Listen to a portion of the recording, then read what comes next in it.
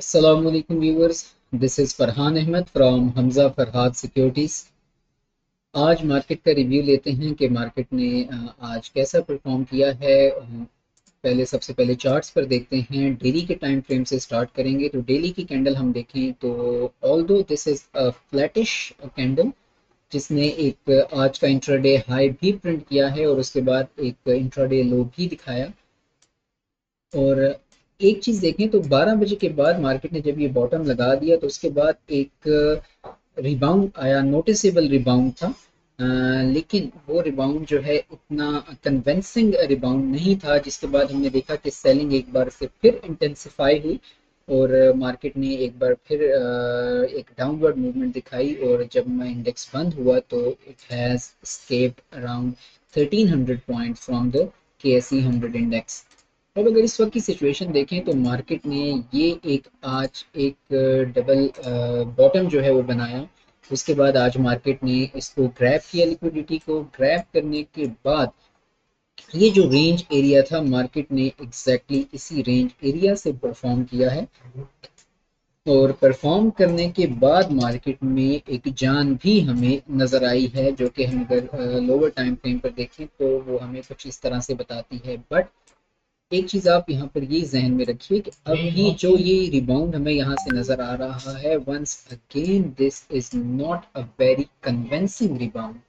Because अगर तो market यहाँ पर एक बुलिश इनगल्फिंग कैंडल बना लेती और लो वॉल्यूम से बनाती या हाई वॉल्यूम से बनाती, अगर इस सेलिंग जो एक फ्लो था, ऑर्डर फ्लो, उसमें मार्केट में एक बड़ा हमें वॉल्यूम नजर आता और फिर उसके बाद बुलिश इनगल्फिंग नजर आती जो कि लो वॉल्यूम के साथ होती, तो देन हम इसको एक कन्वेंसिंगली बाउंड कह सकते थे। बट इस वक्त ये जो सिचुएशन है इसको हम एक कन्वेंसिंगली बाउंड नहीं कह सकते। ऑल दो हमारे पास मार्केट ने हमें change of state in delivery यहाँ से जरूर शो करवाया है, जिसको एक अच्छा साइन समझा जा सकता है। और ये भी देखा जा सकता है कि मार्केट अगर इसी एरिया में आती है 1,72,500 से 1,73,000 का एरिया, तो यहाँ से मार्केट एक बार दोबारा हमें ऊपर जाती दिखाई दे सकती है, जहाँ पर मार्केट के लिए एक रेजिस्टेंस जोन जो पड़ा है वो राउंड एंड राउंड ये पड़ा है 1,75,300 से 1,74,300। ये ऑलमोस्ट 1,000 पॉइंट्स का जो रेजिस्टेंस जोन है ये मार्केट को अबूर करना होगा अपवर्ड मूवमेंट के लिए। लेकिन अगर आप RSI देखें तो RSI भी ओवरसोल्ड एरिया में आ चुकी है, वो 30 के करीब पहुंच चुकी है। तो ये सारे इंडिकेशंस मिलाकर हम देखें तो ये कह सकते हैं कि मार्केट यहाँ पर शायद कुछ रेंज करने के बाद हमें एक ऊपर जाती हुई इस एरिया की तरफ दिखाई दे और इस रेजिस्टेंस जोन को मार्केट तोड़ दे। वंस मार्केट जब इस रेजिस्टेंस जोन को तोड़ देती है तो फिर उसके बाद मार्केट के पास राउंड एंड 1,77,000 1,78,000 का एरिया जो है वो नेक्स्ट रेजिस्टेंस जोन होगा। सो ओवरऑल मार्केट ने आज अच्छा परफॉर्म किया चूंकि रिजल्ट्स भी आए हैं। सबसे पहले हम BOP का रिजल्ट शेयर करेंगे जिसने ₹1.5 डिविडेंड अनाउंस किया है।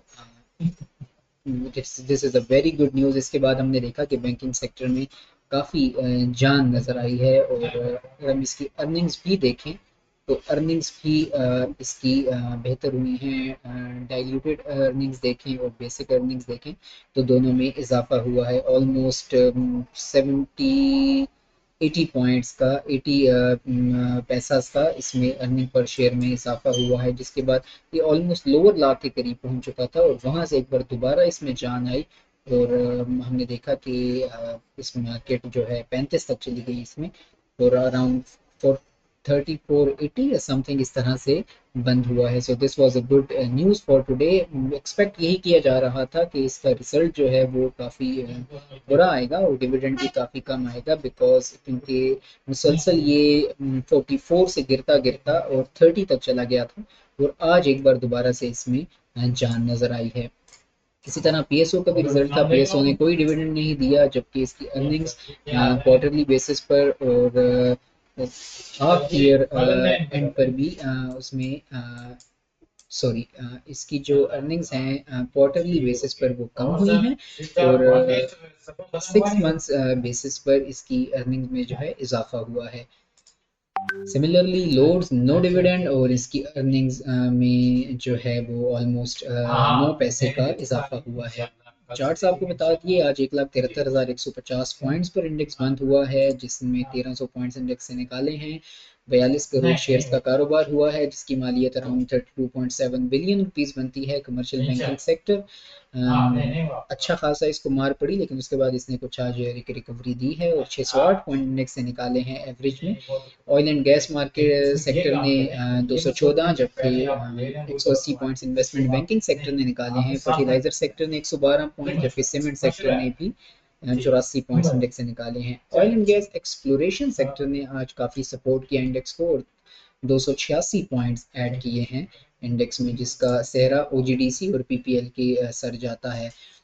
इसके बाद मिलर ट्रैक्टर बीओबी आपको बताया, हमारी इफर्ट और जिन्होंने इंडेक्स से पॉइंट्स निकाले हैं उनमें पीएसओ है जिसने 209 पॉइंट इंडेक्स से निकाले हैं, एचबीएल 174, एंग्रो होल्डिंग 148, जबकि यूबीएल ने 126 और एनबीपी ने 119 पॉइंट्स इंडेक्स से निकाले हैं। फर्टिलाइजर सेक्टर में भी आज एफएफसी को मार पड़ी और इसने 112 पॉइंट्स इंडेक्स से निकाले हैं। मीज़ान बैंक, बैंक अल हबीब, पायोनियर सीमेंट, इन्होंने भी आज इंडेक्स से पॉइंट्स निकाले हैं। चलते हैं मार्केट कैपिटलाइजेशन पे, which has reach to 5.1 trillion rupees. OP multiple मजीद घटकर 9.80 टाइम्स पर इस वक्त आ चुका है। अगर हम अब तक की बात करें ईयर टिल डेट की, तो 0.52% का फॉल हमने देखा है, जबकि वीकली बेसिस पर बात करें, वन वीकली की बेस पर, तो पिछले वीक की निस्बत अब तक 5.40% का फॉल हम देख चुके हैं मार्केट में। There are few newses. So news actually, Pakistan is set to meet almost all the IMF QPCs, जो कि फरवरी के रिव्यू से पहले एक्सपेक्ट किया जा रहा है। Government is envisaging, government is planning to meet the expectations. Second, Engro Holding, Engro Energy that has sold 18.53% stake in Engro Power Green Kadirpur project to maintain the control. Another story is Pakistan is planning to export a push to tackle the potato surplus. Potato की जो एक stock में surplus है उसको manage करने के लिए ये प्लानिंग की जा रही है। Another story, Pakistan has secured dual honors at IFN Deals of the Year Award 2025. What is IFN? It is Islamic Finance News. So overall, this is it for today. इंशाल्लाह एक बार फिर आपसे कल मुलाकात होगी, तब तक इजाज़त दीजिएगा।